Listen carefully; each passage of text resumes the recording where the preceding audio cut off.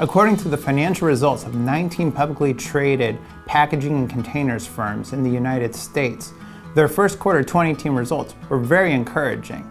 Revenue, earnings before interest, taxes, depreciation and amortization, and free cash flow all improved on a year-over-year basis. We will cover this and more in this month's Market Minute.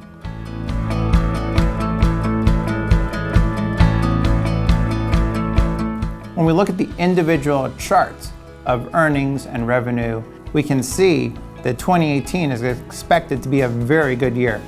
Earnings growth is projected to be at 27.5%, followed in 2019 by growth of 5.2%. Revenues likewise are projected to increase by 7.7% at the end of 2018 and by 1.6% at the end of 2019. Total capital expenditures and free cash flow in the 12-month period ending with the first quarter of 2018 increased at a rate of 4% and 14% respectively. The combination of strong revenue and earnings growth compared to the relatively slower expansion in capital expenditures may be a precursor to additional CapEx spending in the future. So in general, what we're seeing is that Wall Street projections are for a really strong growth rate of the industry here in 2018, followed by a slowdown in 2019. Not to say that the industry will be contracting in 2019, but more or less maintaining the gains made during 2018.